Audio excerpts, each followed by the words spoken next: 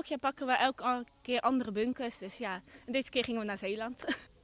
Op deze landelijke bunkerdag worden bunkers die normaal dicht blijven opengesteld voor publiek of worden er extra activiteiten georganiseerd. Zoals hier vandaag in Groede en Breskens. Wat is het doel van de bunkerdag? Het doel van de bunkerdag is het onder de aandacht brengen van de bunkers uit de Tweede Wereldoorlog. Die onderdeel waren van de Atlantic Wall. De tickets die we daarvoor verkopen die zijn ten bate van het onderhoud en het behoud van de bunkers. En hoeveel bunkers zijn er dit jaar geopend in Zeeuws-Vlaanderen? In Zeeuws-Vlaanderen hebben we hier op Groene Podium onze bunkers. Dat zijn er in totaal 12. En in Breskens verderop is er ook nog een bunker open voor bezichtiging. 12 zo dicht bij elkaar, dat is wel heel bijzonder, hè? Ja, dat is inderdaad heel bijzonder. In de Tweede Wereldoorlog was dit het Stutsbunker Grude. Een geschutsbunker die het ten doel had het verdedigen van de monding van de Westerschelde tegen een aanval van de geallieerden. Hoeveel bezoekers verwachten jullie vandaag? Nou, we hopen toch wel op tussen de 100 en 150 mensen te mogen ontvangen. Je ziet dat het bij de jongere generatie ook leeft. Die komen vaak met ouders of opa's en oma's komen ze de bunkers zoeken en bezoeken. Het is een stukje geschiedenis wat op deze manier ook tastbaar is en ik denk dat dat heel belangrijk is. En zijn er speciaal op deze dag nog extra activiteiten? Op deze dag verzorgen we bunkerrondleidingen, geleid door een ervaren gids die het verhaal vertelt van het bunkerpark ten tijde van de Tweede Wereldoorlog. En waarom is het zo belangrijk om deze bunkers te bewaren? Nou, wat ik net al zei, het is belangrijk om de geschiedenis levend te houden, zodat mensen beseffen en kunnen leren wat er in het verleden is gebeurd. En hopen dat het in de toekomst niet meer gebeurt. Welke uitdagingen komen er kijken bij het onderhoud van deze bunkers? Nou ja, goed, ze staan 80 jaar natuurlijk.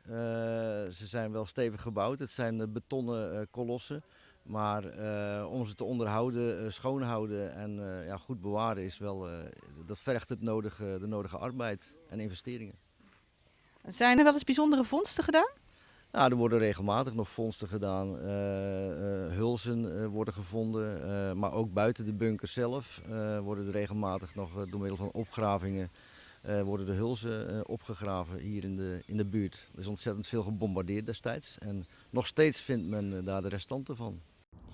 De bezoekers van deze dag komen uit het hele land. Wat bracht u vandaag naar de bunkerdag?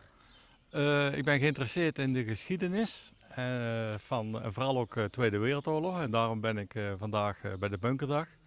Nou, ik hou veel van bunkers en de verleden tijd. Nou, ik vind het altijd heel leuk om naar bunkers te bekijken en ook de geschiedenis van de Tweede Wereldoorlog te zien. Ik ben hier begonnen omdat ten eerste het meest zuidelijke punt wat geopend is vandaag. En ten tweede is hier een rondleiding, want ik ben ook vooral geïnteresseerd in de verhalen achter de bunkers en niet zozeer in het beton. Je hebt net een rondleiding gehad. Wat vond je daarvan? Heel cool. Was die meneer, had hij spannende verhalen? Ja, hij had wel spannende verhalen. Ja, elk jaar pakken we elke keer andere bunkers. Dus ja, en deze keer gingen we naar Zeeland. En waar komt u vandaan? Ik kom uit Bergen op Zoom, dus niet heel ver weg, maar toch wel een bewuste keuze om hier naartoe te komen. Ik kom uit Druten bij Nijmegen vandaan, dus het is wel een eindje rijden.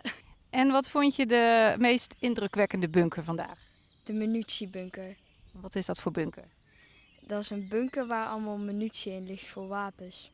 U bent gids hier. Doet u dat vaker?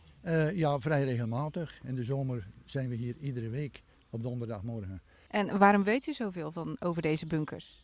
Ja, alles ingelezen natuurlijk. Hè. Ik ben lid van het gidsenteam van Zeeuws-Vlaanderen. En nou ja, als je ergens ingezet wordt, dan moet je zorgen dat je van tevoren natuurlijk helemaal ingelezen bent. En ook een beetje geïnteresseerd natuurlijk in de Tweede Wereldoorlog. En dat bent u? Dat ben ik zeker, ja.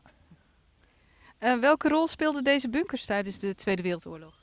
Nou, eigenlijk helemaal niet. Achteraf bezien. Hè, want de geallieerden zijn niet langs hier gekomen. Hè, dus eigenlijk is alles hier voor niets gebouwd geweest. Maar waarom werden er dan specifiek hier zoveel bunkers gebouwd? Ter verdediging van die Westerschelde. Hè. Men dacht als de geallieerden via de Westerschelde richting Antwerpen willen gaan om die haven te veroveren, dan moeten we zorgen dat we die mensen tegen kunnen houden.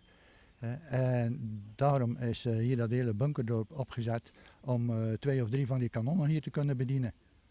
Er zijn wel veel bezoekers van buiten deze regio. Wat vindt u daarvan? Ja, dat vind ik fantastisch.